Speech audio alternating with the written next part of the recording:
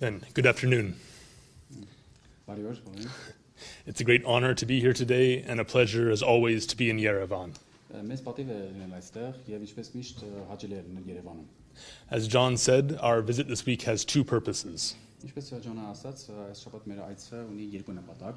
First, we have come as invited guests at the inaugural Republic of Armenia prayer breakfast.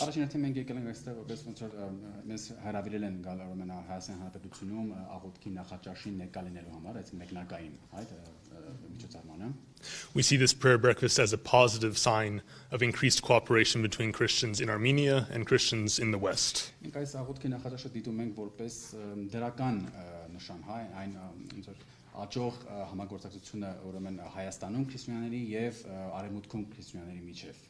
During the 44-day war of 2020 and during Azerbaijan's genocidal blockade of Artsakh, this solidarity was sadly mostly lacking.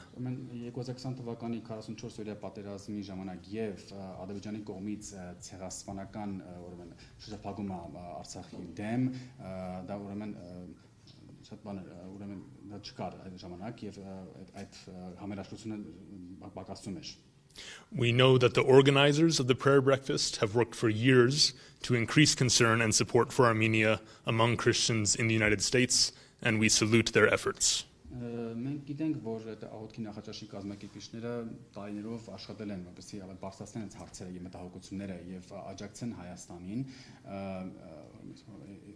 Համիացան անգներում գտնվող քրիստոնյաների շրջանում եւ մենք ողջունում ենք իրենց ջանքերը.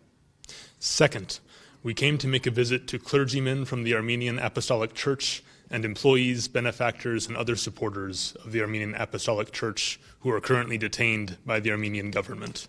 Երկրորդը մենք այցելել ենք այստեղ որպեսզի նաև հանդիպենք ուրեմն հայ առաքելական եկեղեցու հոգեվորականների հետ, ինչպես նաև աշխատակիցների, ուրեմն բարերարների եւ այլ աջակիցների հայ առաքելական եկեղեցու, ովքեր այժմ ազատագրված են Հայաստանի կառավարության կողմից. I arrived in Yerevan on Thursday, November 13. On that day, Armenia's National Security Services arrested 4 podcasters on charges of hooliganism.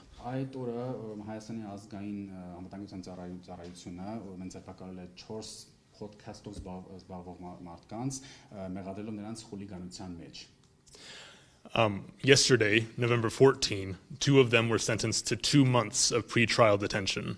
Their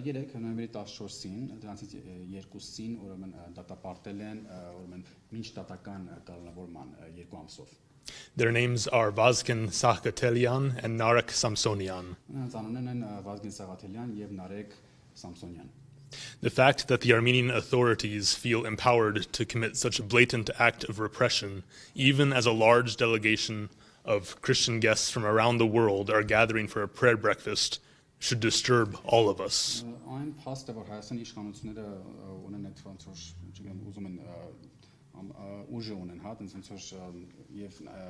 Հավատարմորեն կատարել նման շատ բացահայտ ռեպրեսիոն գործողություն, նույնիսկ երբ կա մեծ պատվիրակություն միջազգային հյուրերի, քրիստոնեական աշխարհից, ովքեր հավաքվել են այս աղոթքի նախաճաշի համար, դա պետք է անհանգստացնի բոլորիս. As a human rights group, CSI cannot remain silent